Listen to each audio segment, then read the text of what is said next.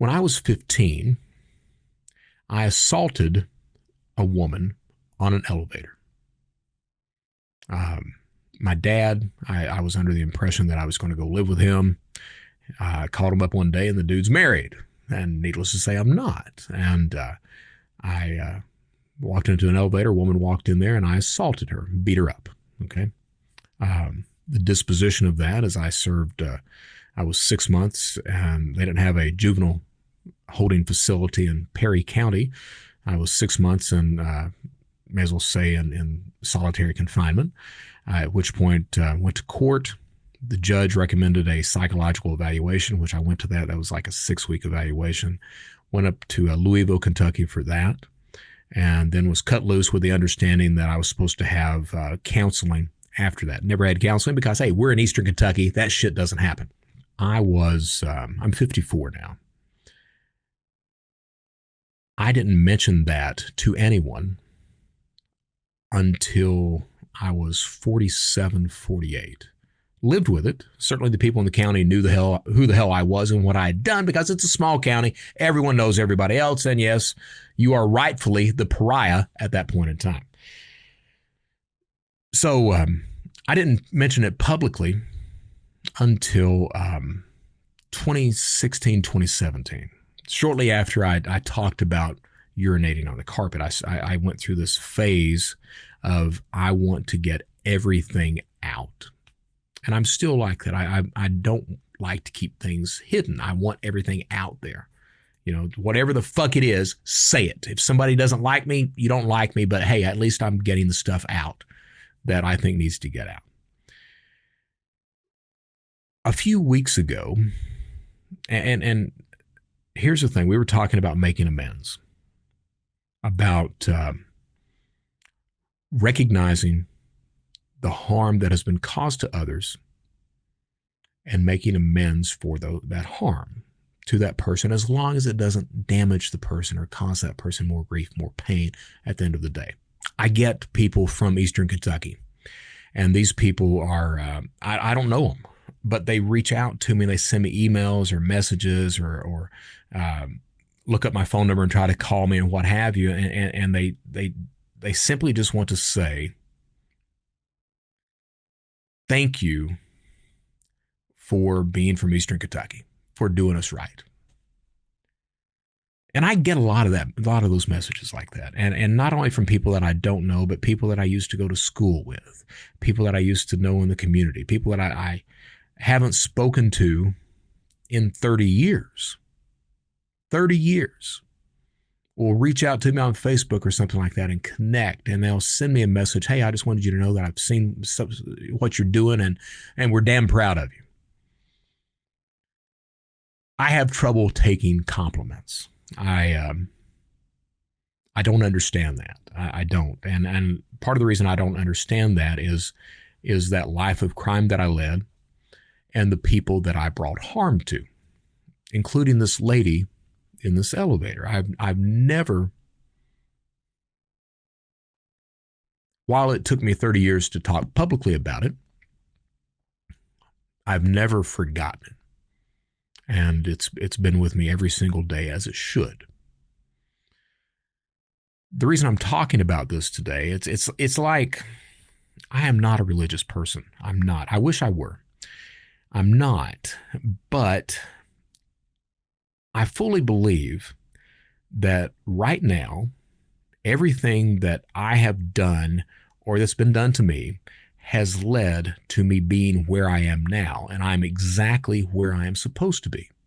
It's like I've been on, I've veered off the path. There's been a path that I was supposed to be, and I've veered off the path that points to my life.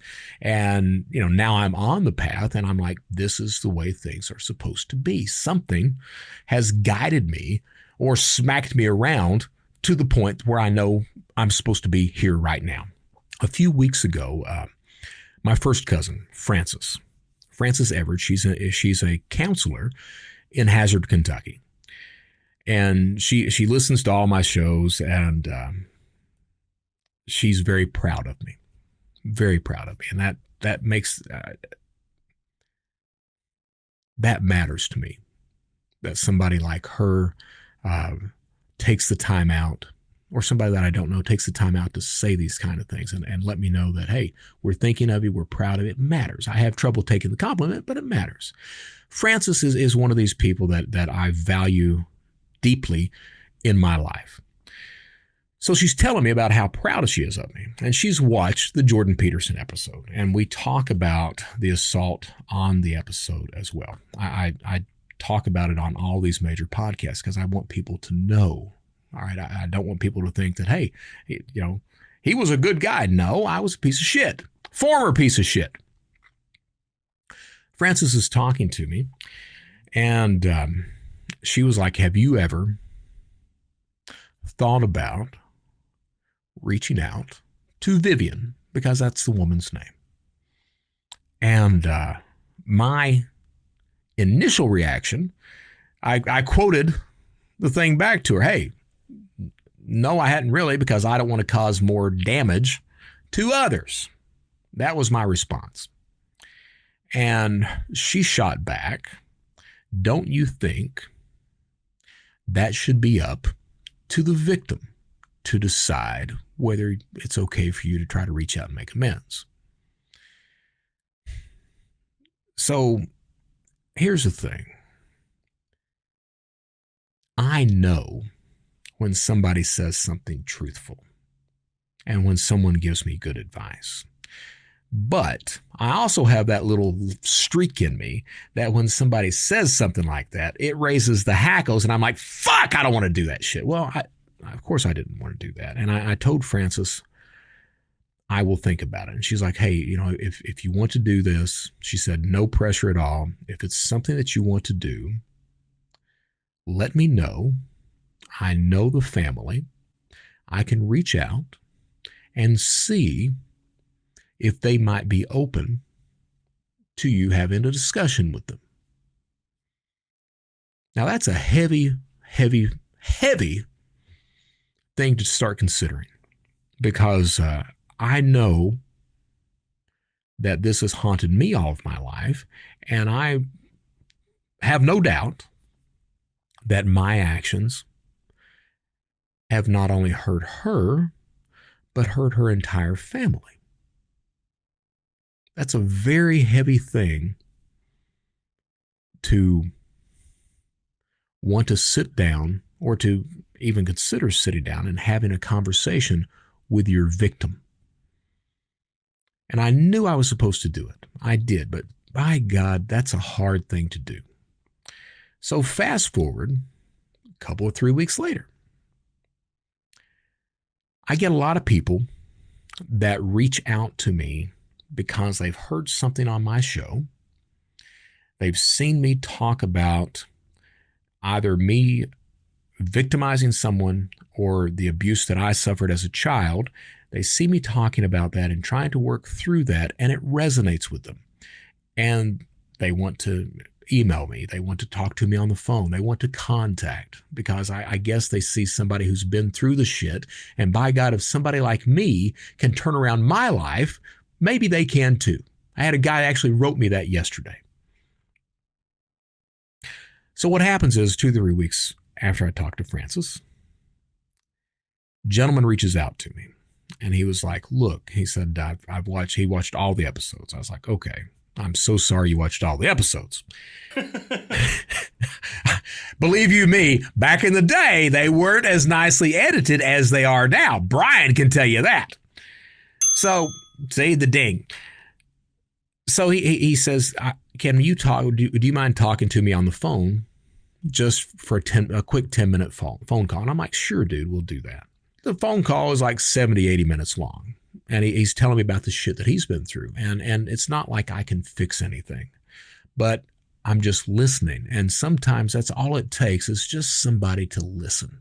That's all you need sometimes. So I'm more than happy to listen to this gentleman tell me about the abuse of his family, the environment he grew up in, how he lost his wife. I mean, just a whole history of just being downtrodden and abused and mistreated. And you know what? He's still chugging along. And I'm telling the guy that, I'm like, damn, dude, you're talking about all these negative things, but you're you're okay. You've got a child. You're raising your son to the best of your ability.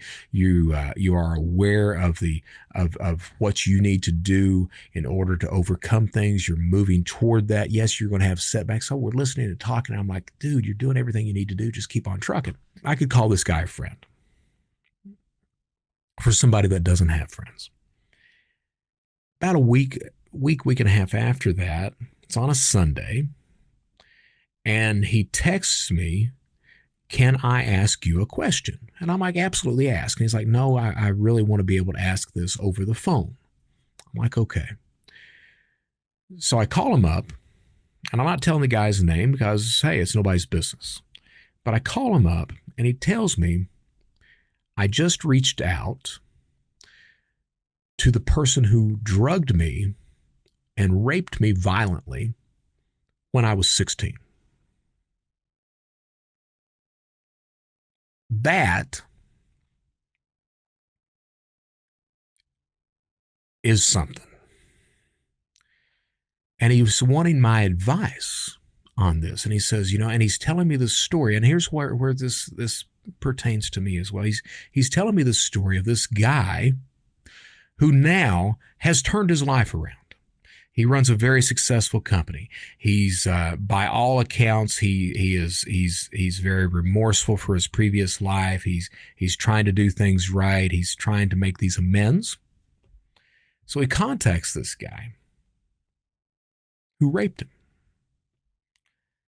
And it turns out that this guy who victimized my friend has never tried to reach out to him, to apologize, to make amends, to just, try to make things right. And this guy's telling me this on the phone. And while he's telling me this, I got to tell you, it's hitting me, because I'm sitting there going, shit, I've got a victim that I have never reached out to, tried to apologize to, and try to make those amends. And the reason why, and I understand, no, I'm not a rapist, but I understand this mindset from this guy, because I've had that mindset too of, hey, I'm busting my ass trying to be a better person. But at the same time, this is that dark corner that I simply do not want to ever venture toward.